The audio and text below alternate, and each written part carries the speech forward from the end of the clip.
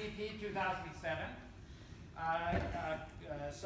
Carlos is a good friend of mine as well.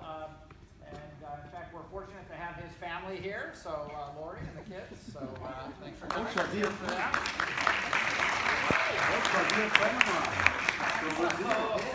We got a small world. We got a small world going here. That's a good thing. So, over the years, I have been amazed by Carlos's ability to identify value in businesses because of the fact that they work across borders. So much so that over the years when I was working on building the curriculum on that here in Stanford, Carlos was one of my go-to people who helped me to bring good ideas and examples into the course. And it's really part of the SCP way that our alumni often feed back in, because they're some of the most amazing and accomplished business leaders that you'll see. But I want to just say that, in terms of his formal title, he's the founder and CEO of Compass, which is an enterprise IT company that helps companies identify value in going across borders. But beyond that, I got to tell you, there are businesses where if you or I look at them, we wouldn't see the value of globalization. But you look at it through Carlos Ramon's eyes, and you see it.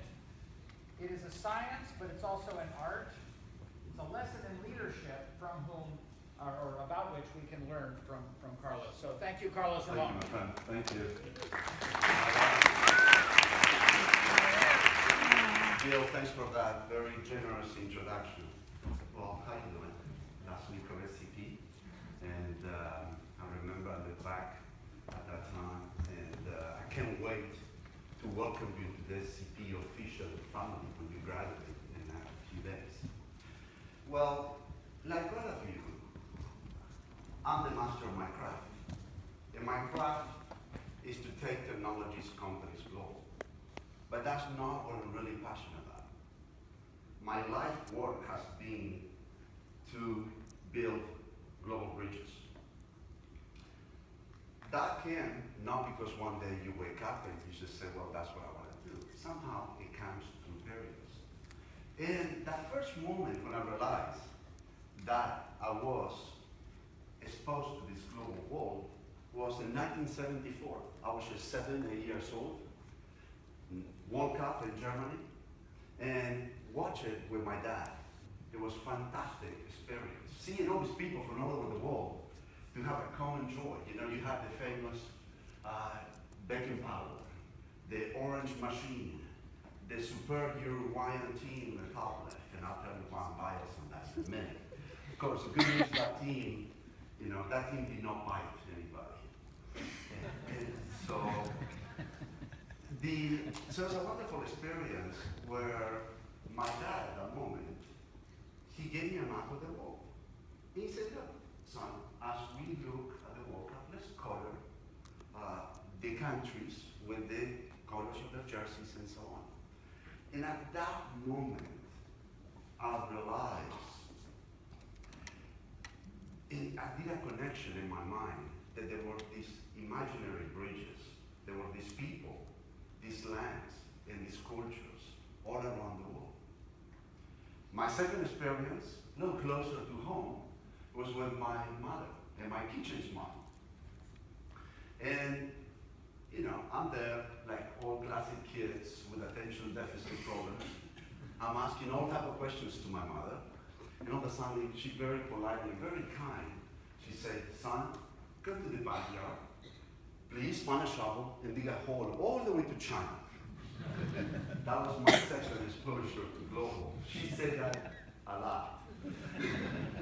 Now, she also was my #1 encourager to connect with people from all over the world, because we live in an immigrant field type of neighborhood. Perhaps for you was when you went for the first time to the airport and went to receive a friend or a family member coming from another continent. Perhaps it was when you got invited to a friend's house and her Lebanese grandmother perhaps may have introduced you to this wonderful Mediterranean dessert called baklava. So all through our youth, we all have been exposed. We have had very fortunate to be exposed and realize that there is a world outside our neighborhood, that there's a world outside our city, and there's a world way out there beyond our countries. And that's what really motivates me to want to share with you, the experiences of our world. Now,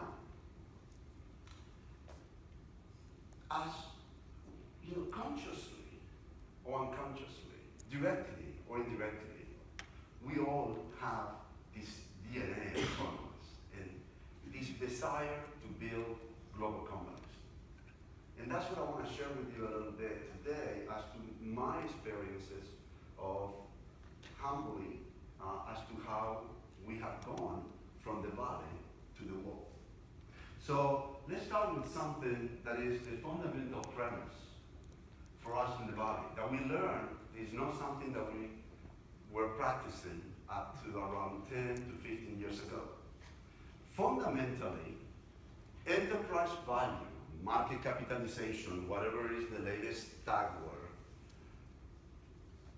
the largest event of creation of enterprise value is when you can demonstrate that your company can target a global market, and number two, that you can demonstrate that you can win in that market. So I'll share with you, let's just be a little bit more interactive here. I'll try to share a little the phases that we go in the valley as when we go global. So we have three phases in the valley, and each one of them create enterprise value. Can you see from it? It's okay. All right. So very simple graph. Time of the life of an enterprise from the moment that the enterprise is born to a future day. And then the enterprise value, let's call it EV for now, all right?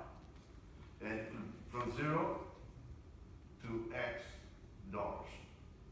What we have seen is really three phases. The first one is what we call the technology proven phase. You can prove, you build, you have an idea, you're starting to code. You create enterprise value. At that moment, you could leverage it to sell it right away, which we do in the valley. We have teams of 6, 12, 18 engineers that they produce it and they sell it and they generate a given amount of value for their shareholders. Very noble. It's a very noble way to make a living. There are people that's all they do. Many times from academia. They produce a piece of code, they sell it, they repurpose it. And you get X amount of value. Second is the people that desire to cross that first chasm into what we call, or we perhaps know it as more market proven. And perhaps, and this is locally market proven, or perhaps regionally, perhaps 1 or 2 countries. That's another great creation of enterprise value for a company. It's harder, requires capital, requires a really good team beyond your engineering team, requires a team that can acquire clients, requires that the market actually validates you, and you go from that perspective. And then there's another gap, which what we call, and that creates another level of enterprise value.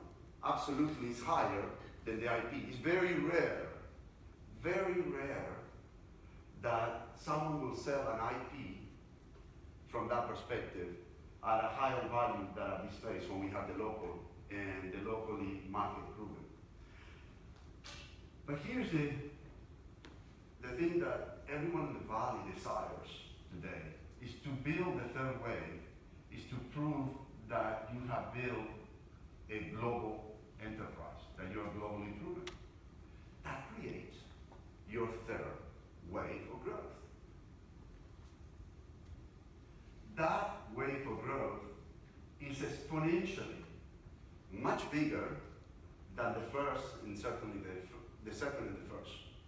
And that's one thing that we have seen in the last 10 to 15 years. Now, you wonder why we are seeing that growth occurring with global proven companies. Fundamentally, there are four things that we see in the market. One is the enablement of delivery of our solutions that we build. The IP is called SaaS, as you know, cloud, service as a service, and so on. In the late 90s, as you know, it was all delivered through a disk. Now we can get to a market in a second. The second element that drove that global growth was that 48% of our CEOs were from other parts of the world. These people now came from Eastern Europe, Latin America, India, Southeast Asia, Europe, Northern Europe, Southern Europe, Central Europe. And all of a sudden, it was natural for them to think outside the box. We have never really seen that. The valley was very homogeneous. And up to the mid-90s, most of the CEOs were homegrown. Try to think of a CEO on the mid-80s, mid-90s, that it was a person from another country. Today, it's the norm. And that's been a big change. The other element, the third, and I'll share fourth today, is that the enterprise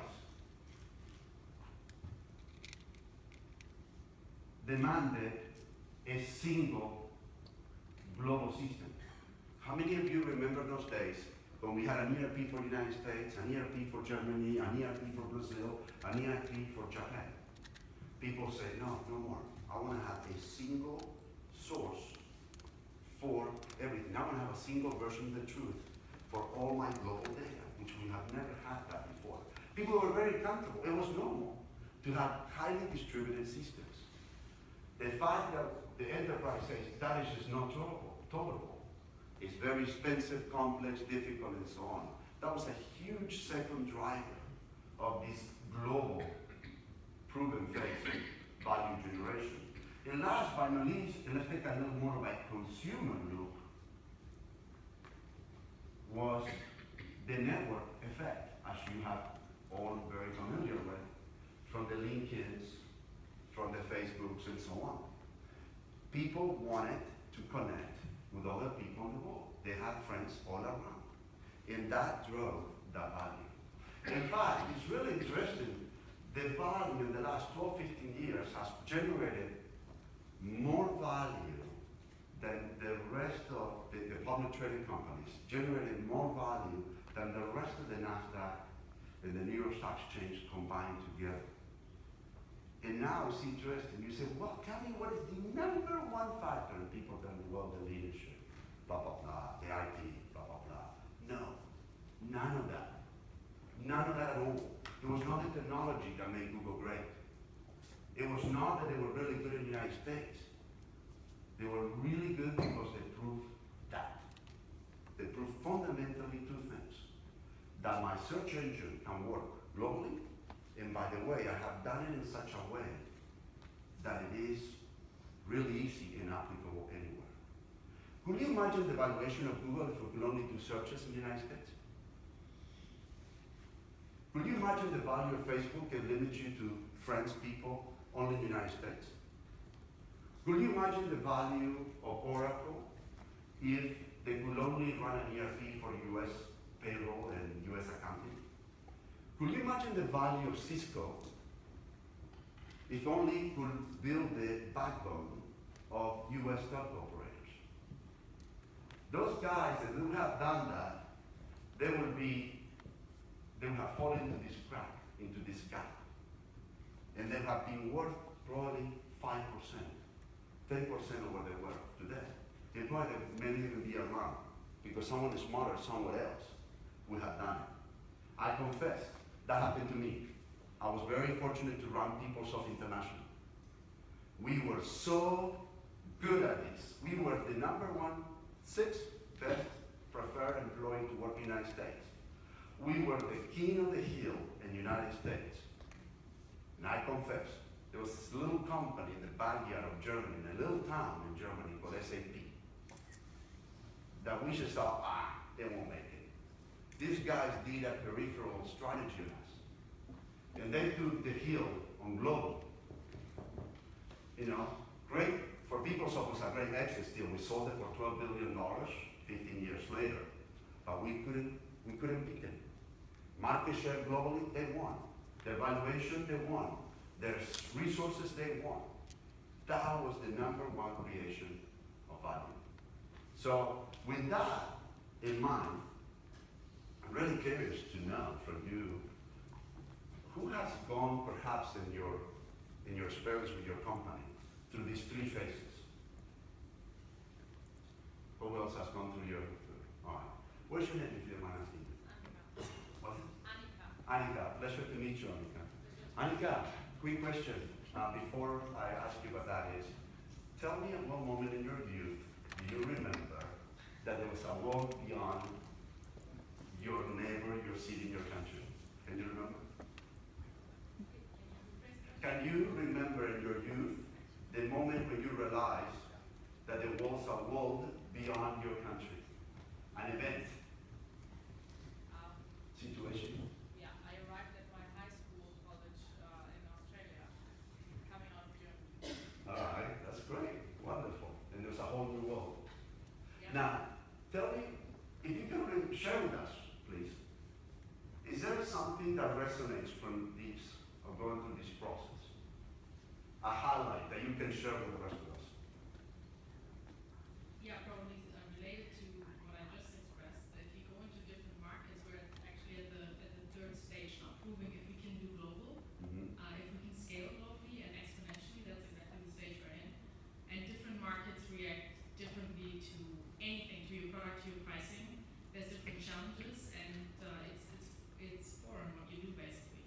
Yeah. It feels like doing fresh steps in the snow every single day, and it's the uncertainty is immense. That's great. I love the cultural analogy. Germany, snow, and then Australia. I know. You no longer live in Germany, or do you live in Australia, or In Germany. Germany, back in Germany. That's great. You wanted to share with us, I think, who has gone through a cycle like this? What's your name? Susanna, great to meet you. Susanna, tell me that global moment in your youth. Well, I just say actually as a graduate for SCP 2008. So Great. my experience of going through it were phenomenal. I joined eBay as employee 102, and I ended up being the COO for eBay International. That's why I came back to SCP, because I felt like the early days that I kept my MBA was not enough. So the lessons learned is incredible about what you share. Although actually I have to say at eBay, we kind of skipped the first phase. We were very relentless about the user experience. I think we decided to do that. And I came out from HP and Son, worked there for 20 years before I joined eBay. So we weren't really focusing on the technology platform, although a lot of us think we are. We were more focused on user, but you're totally correct about the second phase on the local market. And we actually don't even think about the local market. We actually genuinely think global from the beginning. Yeah. So your imparting your insight is phenomenally excellent, because it actually would help a lot of companies don't stay in trouble. Yeah, in fact, actually, I'll talk to you in a second. Thanks for sharing, Susanna. There is a moment that people try to leapfrog into this element, and it can be done. It can be done, and if you can do that, it is fantastic. At the same time, what the skeletons are, left behind trying to do that leapfrog, and it can only be done in conditions like you say, Susanna, that you have a team that makes priority goals, such as I am not going to go focus so much on the platform, but I'm going to focus on satisfying a global market from that perspective, which is really good. Any other experiences that anyone has gone through these phases? Maybe partially, maybe launching a new product. If you're coming from a larger enterprise, perhaps.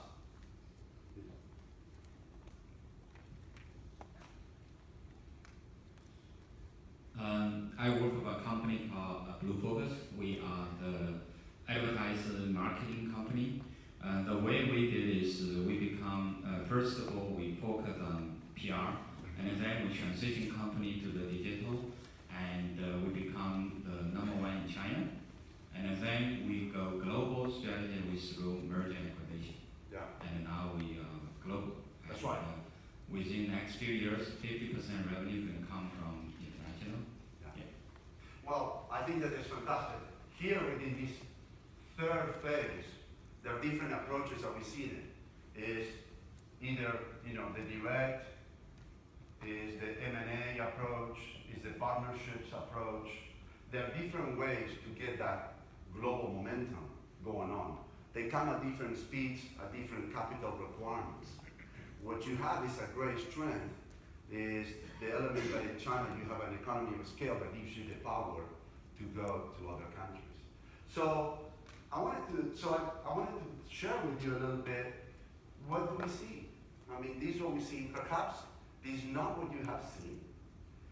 I don't know if that's the right approach. I'm just sharing 25 years of gray hair, no hair, and 7 million miles of traveling around the world, patient wife, patient kids, who have been fantastic at putting up with me through that process. So, I don't know all these phases how they've gone through, but we have experienced them here in the Valley, and they're accelerating because of these 4 elements that I shared earlier. So let me get into a little bit of an agenda. There are 6 to 8 things that I want you just to hear, and perhaps you take away one. If you take away one, I'll be delighted to. So the first one is, all my dear friends which are CEOs in the Valley, they can testify that this third phase was the toughest. This was challenging, it was hard.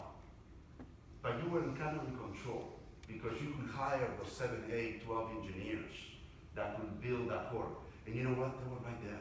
You could touch them. You could really go work with them. You could get your hands into it. Second phase gets a little hairy. It gets harder for the CEO, because he has to go raise capital to go to market. He has to go convince people that he has to learn to sell. Nothing novel. Something that many CEOs really struggle with it, especially in the Valley from technology. But the thing that they say time and time again is that global was a nightmare. I don't know if you're experienced with global, but there are 2 perceptions. One is this romantic, gosh, I go to London, I go to Paris, I go to Hong Kong. I bring nice gifts for my wife and my kids. I bring my wife along with me. My wife will tell you she never came along with me. And that was her time away from me, actually, when I was abroad. And so, the other side of the story is that they are actually almost schizophrenic. They're afraid, they're terrified of global. And, there's, I always say one thing, there's something in common between an airplane, a bike, and going global. And you have to have an equilibrium to be able to move forward. And that's one thing that companies need to be able to balance, that romantic aspiration of building a global shop, and at the same time being paranoid and being prudent not to waste your money chasing a bunch of different countries. Go ahead. Frank from Google. Thank you, Carlos. I think what I see is probably in this internet world we need to differentiate even more, because you can export without ever being present in the company these days. Country these days. So if you do not have to build a subsidiary, if you do not have to engage with local customers, or get a market platform, but you just scale out of Ireland or wherever you are, it's a very different business, and it may not be as painful as you describe it all the time, every time in this business models. Yeah, it's really interesting, because I feel that there's another side to that coin, to that comment. If I talk to the first guys who launched Google, which I know the first guys who launched a platform, Bismarck Lepe and all those guys on the early days of Google, they will tell you that a platform was just simply delivering the search. What about the team that actually went and sold advertisement in Europe? What about the team that now had to sell the value along the other competitors. So I agree that we have reduced that pain by maybe 10%. We only remove the pain of delivery of a solution today. We still encounter time and time again the issues. How can you get marketing going? You know, marketing has a cost. You think about that. I mean, we experience at every company. You put it out there, that doesn't mean anything. Today's delivery from that perspective. So your point is very valid. We have, definitely the resistance has gone down, but it's still pretty high. Second point that I wanted to share is, you know, the Valley loves to thrive on deregulation. We try to find the biggest markets in the world, and we go after it, and we try to disrupt it. And that's one thing that, you know, sometimes we should do it better. We should be more respectful of local regulations, local laws, and so on. But that's an issue that we continue to come up, and we're learning. We're hiring. It was unheard of. A Silicon Valley company hired a government relationship manager 10 years ago. That was never even on the management team agenda. Today, every management team, even if it's a young company, 20, 30, 50 employees, they have a government relationship because they want to go about it the right way. So we see quite a bit of that thriving on the spontaneous disruptions. Any thoughts of that? Anything that comes to mind to you? Has any of you disrupted a market? Perhaps. All right. Share with us how. By applying a different technology that outperforms other technologies. How did it any way violated any regulatory framework? It hasn't. You see, it's really interesting because we are seeing quite a bit now of investors, unfortunately, to be on the advisory board of various investment firms. And their search always starts with what market is regulated today and how can we go impact it and transform it with technology. Any other experiences deregulating the market? Go ahead. I wanted to ask you, so I have a lot of experience in my last job, government relations recruited into me. So I'm just wondering what you mean by spontaneous deregulation. What is, I'm not sure I follow it. You know, it's almost, it's very innocent.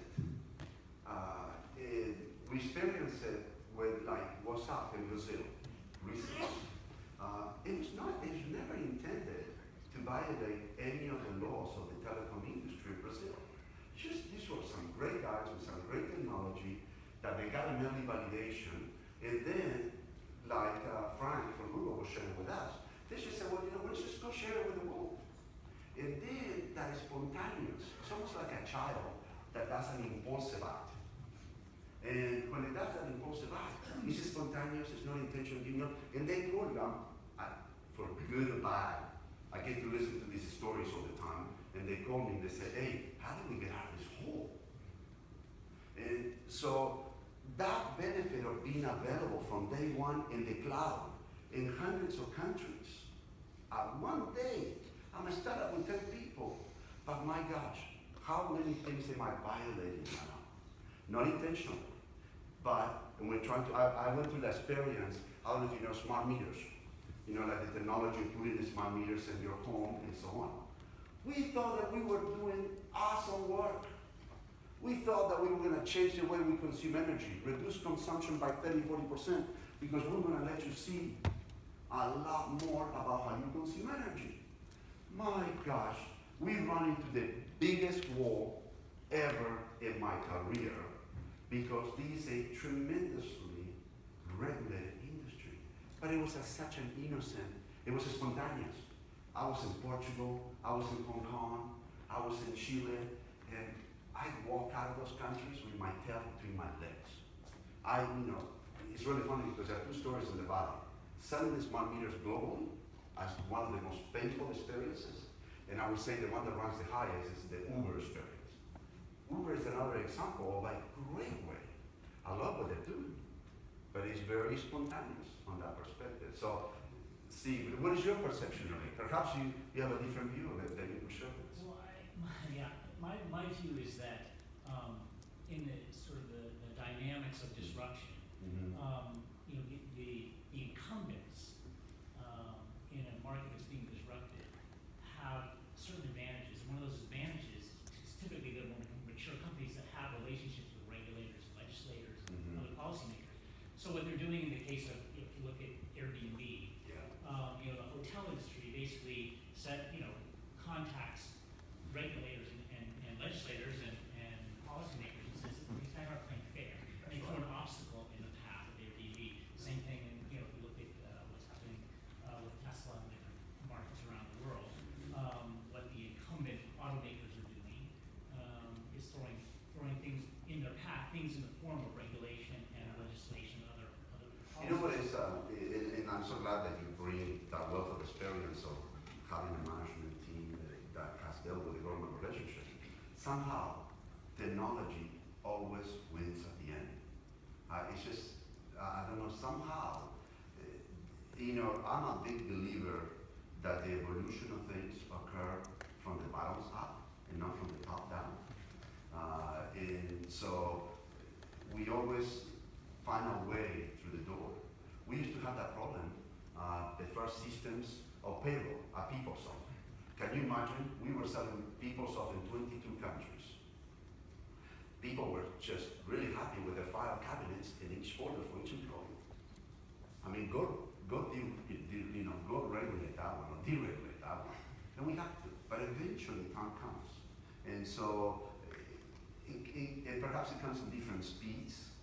I think that a lot of governments right now are getting a lot smarter about identifying these offices that are focused on tracking new technologies. So we have to be a lot more prudent. At least that's my experience. The countries that, of course, that can afford to do so, they hire a tech lawyer or a tech lawyer firm. So we're seeing quite a bit of that. I think there's a new course being offered here at Stanford Yeah. about strategy beyond markets. That's right. It addresses this, you know, this idea in part. Yeah. You know, what are the forces that operate that are outside the market? Yeah, and the thing about it, we have to do it. We used to do it very much like a hacker, and that behavior is great on this phase. A hacker behavior here is totally the worst behavior to have in our company, and that's really important. Let me move on to a couple more things. A lot of people think that the future is invented here. It's not. It's not. We see this time and time again. What we do is we identify, we steal the talent, and we bring it to the talent. And that's what we do. And that's how we get our 48% of our CEOs are from other countries. We have been really good at that mechanism to get them to bring into an environment where we can help them to be very successful. But this to me, you know, I've been going to Japan for 16 years in my career. People talk about these funny faces in your phone, like if it's the latest and greatest thing that Facebook announced in the last 6 months. My gosh, we've been doing that in Japan for what, 12 years? And, you know, the micropayment, I'm from Latin America, so a little bit about micropayment for the lower class and the middle class and so on. Micropayment's been going on in Brazil with SMS for 15, 20 years. It's nothing new. So we see quite a bit of that. I think that that's a very positive force because we want to have innovation occur for different profiles of the global economy. Let me move a little faster. I don't know if you've been to San Francisco, but that's like another planet. And it's just, you know, they build things that is only applicable for themselves. Tell me, where can you find in the world a 24-year-old person just graduated from college 1 year making $160K a year and has almost like 80, and by the way, doesn't have to pay for food, doesn't have to pay for transportation, his housing is subsidized. Please tell me of another place in the world where that is occurring. There's none. So these guys are building solutions for someone who can go and park my car in Ballet. Someone who's gonna come in, and take my shirts to the cleaner. Don't get me wrong, I have my wife for that. I'm in trouble now. All right, please tell me something to get out of the doghouse now. It's wonderful. And so, so think about that. We have to continue to ask ourselves in the valley, are we building a solution? Are we building a solution for the rest of the world? I'm not saying for 160 countries, but that's one thing that I see many times, brilliant young entrepreneurs. We're gonna do this thing even better. And you're like, great, love it. But tell me, besides the 500,000 people that live in San Francisco, there is a rest of the America. There is a rest of the world that need to work through. And those solutions have to be built locally. Next one. You won't believe it. This happens so often. Because I'm SaaS, because I'm on the cloud, I think that I'm already global. And we see these messes as issues with regulatory, issues with marketing, issues with integration. Many times it's customer service. I can tell you there is a huge correlation between SaaS and your deterioration of customer service. Even if you don't have a single office in the world, besides the one in your headquarters.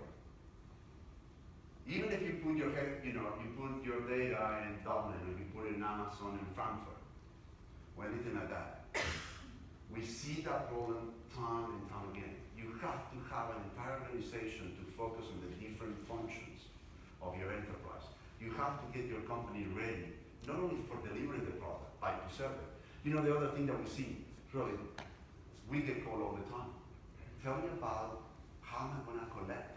It's a company that 28% of its revenues today cannot collect it outside the United States because they just cannot adjust to the right billing systems locally. And we continue to see that.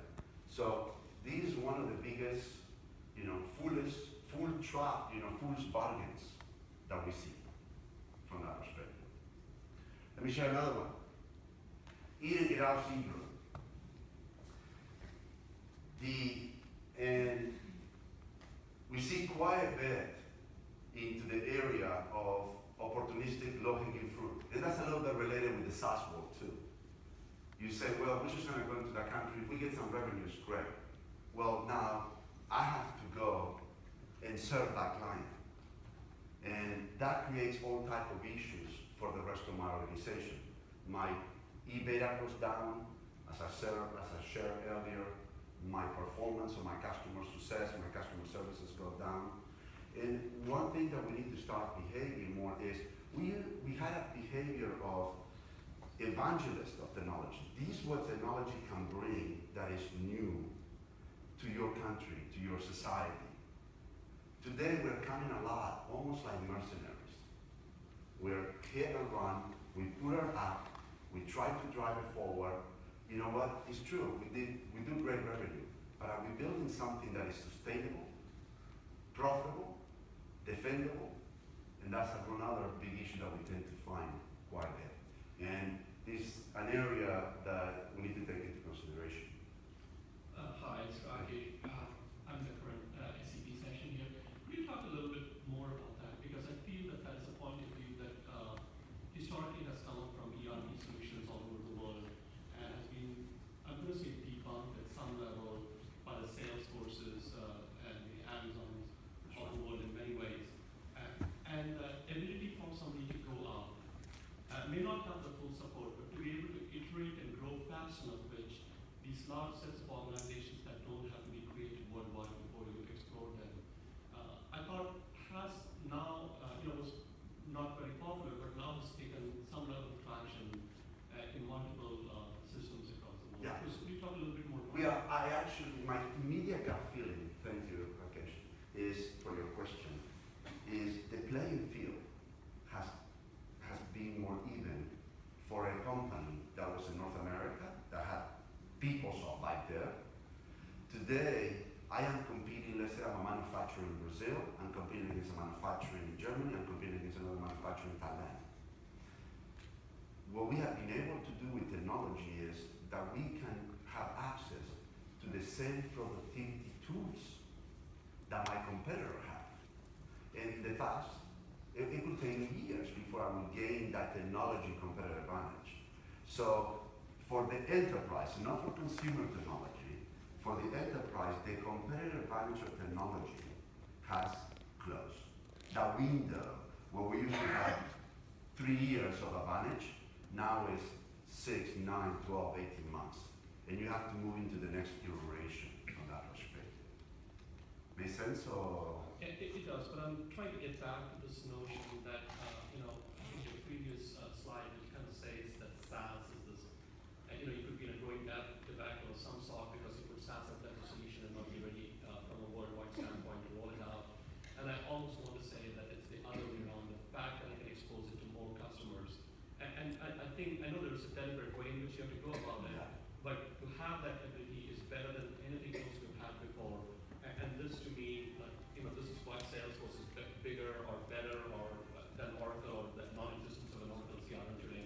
Yeah, no, and you have to also keep in mind that a lot of these technologies are not localized in the enterprise.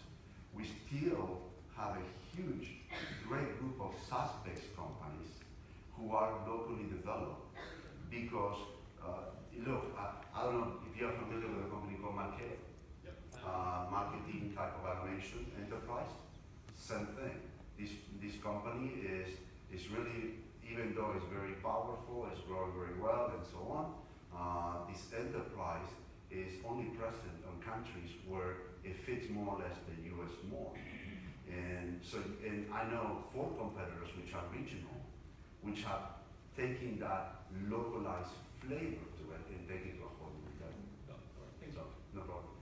The other thing is, these are not good or bad or ugly. These are just, I hope that you take it away, all right? I don't know about you, but definitely 40 is no longer the prime of someone's career. Those days are over. And I feel that 60 is the new 40. I'm a big believer of that. In fact, we hear and we read all these stories in the newspapers about the 27-year-old who starts a great company. But you have to understand that the best creators of shareholder values in the valley today are the quiet leaders, which are late 40s, early 50s. You know why? Not because we're just brighter or we went to better schools, because we got a butt kicked twice. 2001 and 2008. We got a double whammy. You thought 2008 was tough? You don't understand what a nuclear winter it was in 2001. Highway 101, you could walk across. There was no traffic. That's how brutal it was for all of us. And that sharpened some of the best managers who then got whacked on the head again in 2008. And the generation that we have seen coming out, late 40s, that are optimal in management, they're optimal in creating enterprise values, you know what? For themselves and their teams. Not for the shareholders who got preferred shares, who then did not wash down the entrepreneurs who really build these enterprises. And we've seen so much of that in that first generation. I think that this is the new stage. Do not actually, there's a book I'm going to send to Bill that is very nice, very well written about why starting a business when you are more like 45 to 55 is the best time to do so. And you're talking about knowing how to run lean, know how to hire people, know how to fire people, know how to say no. I didn't learn that until I was 45. I chased every country, every deal on the face of the earth. We learn to say no later in our lives. And probably you can test that saying no is probably one of the most important things as a leader of an enterprise. So, and last but not least, is that 10, 15 years from now, you're going to hear a new word, of course, about we love to talk about this stuff. Of course, entrepreneur, pivoting, inflection point, lean, etc. I guarantee you that 10 years from now, you will be talking about a new category of leaders in the valley called the global players. These are very interesting character. He or she will have a very global profile. In fact, this person will create technology and perhaps will escape this. And it will go directly to this by knowing to how to make a priority course and what is essential and what is not. So I think that that's, we're really seeing it. We're seeing quite a bit of people that are coming along, and by nature, they are, they're born from, they're from other countries, their teams, this average language spoken by an employee in the company, 4.1. People that live abroad, 2.5%. Cross-cultural marriages, 40% of the company employees. It's fantastic we see this profile. So you will hear more and more talking about this. So I want to leave you with a couple of thoughts. And mostly as an SCP, is for me, SCP first, it was a great place where I learned about my brokenness and about my flaws. That's number one. Number two, what I learned about SCP was that I learned now, what I took away is that I have tools that can help me to overcome the brokenness that I had as a leader of an enterprise. And last but not least, I walk away with a great network of friends that I could continue my dialogues. And how could I overcome those issues in a very open, safe, genuine type of dialogue? Tell you a quick story. Dear friend of mine, who was SCP 2007, the other day we saw each other, and he said to me, he said, "Oh, Carlos, you look like 50 years old." Yeah, I'm 49. So I will tell you that the reality is you can always count on an SCP classmate to tell you the truth.